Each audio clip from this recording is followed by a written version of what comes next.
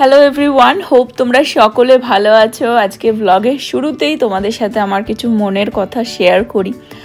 আজকে আমাকে হয়তো অনেক কান্ট্রি থেকেই অনেকে দেখে, বেশি হয়তো ভিউয়ার্স নেই, কিন্তু তারপরেও যারা আছে ডিফারেন্ট কালচারে, ডিফারেন্ট রিলিজিয়ানে, ডিফারেন্ট কান্ট্রির, তো সবাইকে রেসপেক্ট দিয়েই আমি আজকে কিছু জিনিস শেয়ার করতে চাই এবং কিছু ইনসিডেন্ট ঘটেছে সেটাও তোমাদের সাথে শেয়ার করতে চাই। তোমরা সবাই জানো পুরো ওয়ার্ল্ডে যা চলছে এবং আমাদের দেশ আর আমাদের প্রতিবেশী দেশের মধ্যে যে টেনশনটা শুরু হয়েছে, যেটা এখন কখন শেষ হবে বা কিছু কেউই জানে না, সেটা নিয়ে আমি কিছু কথা বলতে চাই। প্রথমত তো আমি কোথায় স্ট্যান্ড করি সেটা আমি আগে বলে দিই তোমাদের সাথে। আমরা সবাই দেখবে হতে পারে কাজের সূত্রে অন্য কান্ট্রিতে মুভ হয়ে গেলাম বা অন্য স্টেটে মুভ হয়ে গেলাম বা যাই যেখানেই থাকি না কেন, প্রত্যেকটা মানুষই দেখবে যখন নিজের দেশের প্রবলেম আসে তখন কিন্তু সে তার নিজের দেশের হয়েই স্ট্যান্ডটা নেয়। কিন্তু আমি অ্যাট দ্য সেম টাইম বলবো যে প্রত্যেকটা মানুষেরই একটু এডুকেটেড হওয়া উচিত, একটুখানি নলেজ থাকা উচিত, একটুখানি নিজে রিসার্চ করে সব কিছু জানা বোঝা উচিত এবং তারপরে স্ট্যান্ড নেওয়া উচিত। ইভেন নিজের দেশের জন্য, যদি নিজের দেশও কোথাও ভুল করে সেটাও তাদের বোঝা উচিত এবং সেই জায়গাটাকে তাদের প্রতিবাদ করা উচিত। ঠিক যেমন ফ্যামিলিতেও হয়ে ওঠে না, যেমন দেখবে একটা সন্তান যতই বাইরে ভুল করে আসুক, অনেক সময় মা বাবা তাকে ক্ষমা করে দেয় বা তাকে বলে ইটস ওকে, আমার বাচ্চা, আমি তাকে সাপোর্ট করব। কিন্তু অ্যাকচুয়ালি কিছু কিছু জায়গায় কিন্তু সেটা উচিত না। তাদেরকেও শেখানো উচিত, শিক্ষা দেওয়া উচিত যে তুমি স্টেপ আউট করেও বাইরে জগতে গিয়ে সেই ভুল কাজটা করতে পারো না অন্য একটা ব্যক্তির সাথে বা অন্য কারোর জীবনে সেটা যাতে কোনোভাবে ক্ষতি না হয়, ঠিক আছে, সেই শিক্ষাটাই আমাদের দেওয়া উচিত বা কিছু। তো প্রথমত বলি যে এখানে কোনো ধর্ম নিয়ে আমি কিছু বলবো না। আমি নিজে ছোটোবেলা থেকে আমরা কিন্তু মানে যেখানে আমি বড় হয়েছি, আমার বাবার সব আর কি বলতে পারো মুসলিম ফ্রেন্ডস ছিল, তাদের সাথে ঈদ পালন করা, অনেক ছোট ছোট মেমোরি আছে ছোটোবেলার। শুধু তাই না, যখন আমি ইউএসএতে প্রথম মুভ হই, আমি লুজিয়ানাতে 10 বছর ছিলাম, সেখানে আমার প্রচুর মুসলিম ফ্রেন্ডস ছিল এবং most of them are from Pakistan, এবং তারা আজকের দিনে দাঁড়িয়েও আমার সোশ্যাল মিডিয়াতে রয়েছে, হেয়ার অ্যান্ড দেয়ার, তাদের সাথে কথা হয়। তো রিসেন্টলি আমাদের দেশের সাথে প্রতিবেশী দেশের যেটা চলছে সেই নিয়ে আমি অথেন্টিক নিউজ যেগুলোই পাচ্ছি আমার স্টোরিতে দিয়ে যাচ্ছিলাম। আর অফকোর্স আমার সেই সোশ্যাল মিডিয়াতে বসে থাকা পাকিস্তানি বন্ধুগুলোর সেই পোস্টগুলো বা সেই স্টোরিগুলো ভালো লাগেনি, তারা আমাকে মেসেজে ভুলভাল লিখবার চেষ্টা করেছে, মোদি লায়ার, কোনো প্রুফ নেই, তাদের কান্ট্রির ছোট ছোট বাচ্চাদের মেরে ফেলছে আমাদের কান্ট্রি, তাদের দেশের ক্ষতি করছে, এরকমভাবে। আমি তাদেরকে উত্তরে এটাই বললাম যে প্রুফ আর কত লাগবে, পুরো ওয়ার্ল্ডই তো জানে যে তোমাদের কান্ট্রিতে কত কাচরা পড়ে রয়েছে। সো এগেন বলবো, it is not about country, it is not about ধর্ম, it is not about any human being, it is about those কাচরাস যেগুলো মোদি এখন সাফ করছে। তাদেরকে এটাই উত্তরে বললাম যে চলো, মোদি লায়ার হতেই পারে, ঠিক আছে, আমি নিজে পলিটিক্স পছন্দ করি না, কখনো ইনভলভ হই না।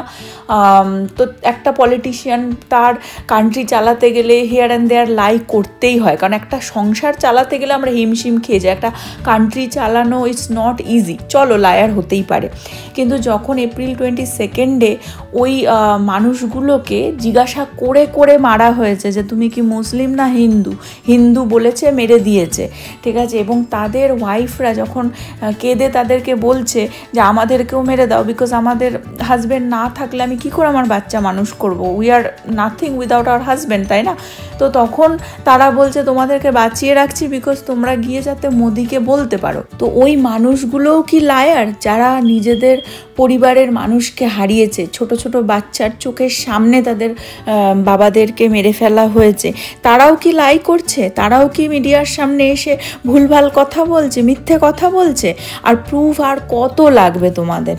উল্টে মোদি তোমাদের দেশের নোংরাগুলোকে, কাচরাগুলোকে সাফ করছে, তো তোমরা থ্যাঙ্কফুল হওয়া উচিত, নাকি সেই কাচরাগুলো যখন মরে গেছে তাদেরকে অনার জানাচ্ছ, তাই না? সেটাও তো আমরা দেখতে পাচ্ছি। তো সেই প্রশ্নটা তোমরা তোমাদের নিজেদের করো যে আর একটাও জিনিস যে যেই কান্ট্রিটা নিজেদের খাওয়ার পয়সা নেই তারা নিশ্চয়ই বড় কোনো কান্ট্রি, তোমরা সবাই হয়তো জানো যে ব্যাক সাপোর্টে আছে। তো এখানে অনেক কিছু পলিটিক্স লুকিয়ে রয়েছে। বাট এগেন আমি বলবো যে আমি কোনো ধর্ম, কোনো দেশ, কোনো জাতি কারোর এগেনস্টে না, একমাত্র ওই নোংরা মানুষগুলোর এগেনস্টে রয়েছি। আর সেটাই মোদি খুব দারুণ স্টেপ নিয়েছে এবং আমি অলওয়েজ মানে তার সাথে এবং আমার দেশের ভারতের সাথে আমি আছি। জয় হিন্দ। সোশ্যাল মিডিয়ার সেই পাকিস্তানি ফ্রেন্ডরা আমাকে যে মেসেজগুলো পাঠিয়েছে সেগুলো পুরোপুরি তোমাদের সাথে তো শেয়ার করতে পারছি না, জাস্ট একটা তার ট্রেলার বলতে পারো, একটা ছোট্ট একটা পার্ট তোমাদের সাথে আমি শেয়ার করে দিলাম, সেটা তোমরা দেখিনি। আর আজকের এই ভিডিওটা দেখেও হয়তো অনেকেই আমাকে আনসাবস্ক্রাইব করে দিতে পারে, তো সেটাও তোমাদেরই চয়েস। বাট আমি এগেন বলবো আমি কোনো কান্ট্রির এগেনস্টে না, কোনো ধর্মের এগেনস্টে না, কোনো মানুষের এগেনস্টে না, আমি শুধু ওই কাচরাগুলোর এগেনস্টে এখানে দাঁড়িয়ে রয়েছি। পৃথিবীর যেই কোণাতেই চলে যাই না কেন আমার ভারতবর্ষ সবসময় আমার মনের মধ্যে থাকবে উচ্চ স্থানে, এবং তার ভুল হোক, খারাপ হোক, ঠিক হোক, যাই হোক না কেন সবই আমি একটা মানুষ হয়েই জাজ করব এবং প্রত্যেকটা পদে তার জন্য দাঁড়িয়ে থাকব। তার ভালো হলেও ভালো বলবো, তার খারাপ হলেও খারাপ বলবো, আর সেই ক্ষমতাটা আমি রাখি। হোপফুলি সারা ওয়ার্ল্ডও সেইভাবে থিঙ্ক করবে। এই হচ্ছে মাটনের ফাইনাল লুক, একদম রগে টকটকে মাটন। বহুদিন পর খাচ্ছে সঞ্চিতার তো জিভ দিয়ে এখনই জল বেরিয়ে গেল, মনে ঢোকটা গিলে নিল। আমি সাদা ভাত বানিয়েছি, বাবাকে কতবার বলছি একটুখানি একটা দিন একটু মনে শান্তি করে সাদা ভাত দিয়ে খা, কিন্তু ও সেই ওর ব্রাউন রাইস ওই যে গরম করে নিয়েছে, বলছে ঠিক আছে অল্প একটুখানি খাবো ওখানে, বলছে একটা দিন একটু শান্তি করে খা। আর এই যে কাঁচা লঙ্কাগুলো দিয়ে দিয়েছিলাম, একদম দারুণ তেলও বেরিয়ে খুব ভালো হয়েছে খেতে, আমি টেস্টও করে নিলাম। চলো ঝটাঝট খেয়ে নি। একদম এইসব খাবার সামনে থাকলে না দাঁড়িয়ে থাকা যায় না, মাথা যেন আরো ঘুরতে থাকে খিদেতে। চলো খেয়ে নি। নব খেয়ে বলুক কিরকম হয়েছে। খুব ভালো হয়েছে, মাটনটাও ভালোই দিয়েছে, টেস্ট করে দেখা হয়ে গেছে। একদম কুচি পাটার ঝোল। মেঘলা মেঘলা বৃষ্টি সারাদিন এরকমই ওয়েদার, সেরকম ঠান্ডা নেই, কিন্তু মলে যাচ্ছি, অনেক দিন পর যাচ্ছি মলে। নব বললো চল একটু ঘুরে আসি, অনেক দোকানপাট বন্ধও হয়ে গেছে, প্রীতি গেছিল এর মধ্যে, তো বললো চল একটু ঘুরে আসি সবাই মিলে। প্রীতি যাচ্ছে না, আমরা তিনজনেই যাচ্ছি। বাট মলে অনেক সময় এসি চালায়, ঠান্ডা লাগে, সোয়েটার পরে নিয়েছি। আমরা চলে আসলাম গ্রেপ ভাইন মলে। লাস্ট টাইম যে কবে এসেছিলাম কে জানে। পিকাচু ও মলে ঢুকেই আমরা যেই গেটটা দিয়ে ঢুকেছি 5 বিলো, হ্যাঁ দেখেই বলছি কি আমি এই দোকানে ঢুকবো। আমি বলছি কি এই দোকানের নাম কি, বলছে 5 বিলি। বাবু উপরে গানের সাথে সাথে ডান্স দেখো। কি নিলে দেখিয়ে দাও। ওটাকে ধরে রেখে দিয়েছে। এটা কি দোকান? এটা কি দোকান? হ্যাঁ 5 বিলো। এসে না দোকান দেখেই বলছে 5 বিলো। একটা কর্ন কাপ নিলাম, এই যে অ্যাভোকাডোস থেকে। মল পুরো ডেড হয়ে যেত, দেখো পুরো মল। দোকানপাটে জিনিসপত্র ঘোরাটা, তাও যে কটা লোক দেখছো এই গ্রাজুয়েশন হবে তো সামনে, তাও এসেছে, সব ডেড। আমরা ওই ঘুরতে ঘুরতে আসলাম আর কি। খুব ইয়ামি দেখতে, ইয়ামি বানিয়ে দিয়েছে। মার্কেটের অবস্থা যে ভালো না, সামনে মাদার্স ডে। ও রাইট, মাদার্স ডের জন্য কোথাও কোনো সেলও নেই সেরকম।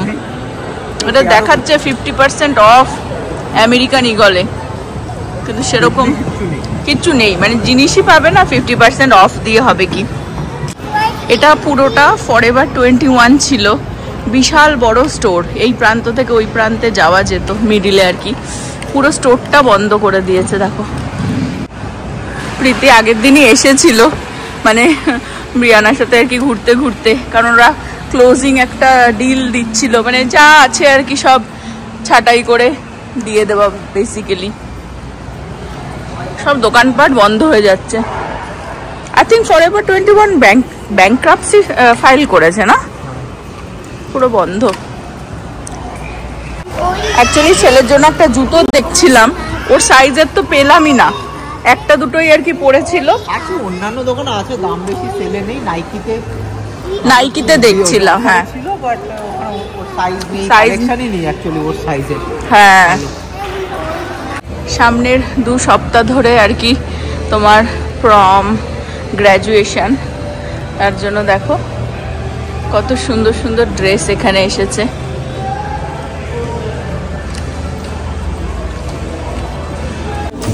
বুড়ো এই মলে আসলেই ওর অ্যালিগেটর এখানে জেগে ওঠে। অনেক আগে ব্লগে দেখিয়েছিলাম যে দুবাই চকলেট এখন এখানে বিশাল ফেমাস হয়ে গেছে। তো আমি তো ভাবতেই পারি না মলের মধ্যেও দুবাই চকলেটের একটা এরকম স্টল বসে গেছে দেখো। তো এখানে রয়েছে আর কি 2 রকমের, এই যে এটা $20 চার্জ করছে, এটা হচ্ছে $7।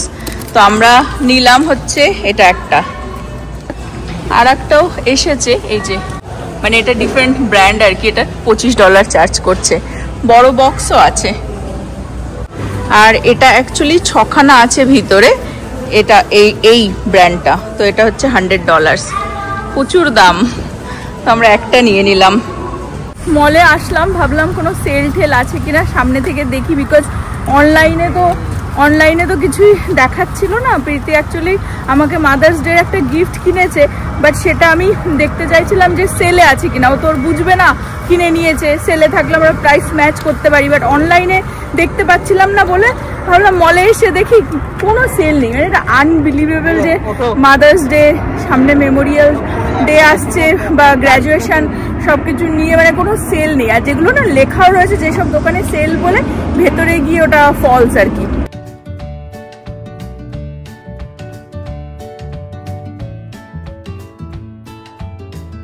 আমরা হ্যালো ইন্ডিয়াতে চলে আসলাম, একটু চা নিয়ে বসলাম, আর ইনি চিপস নিল।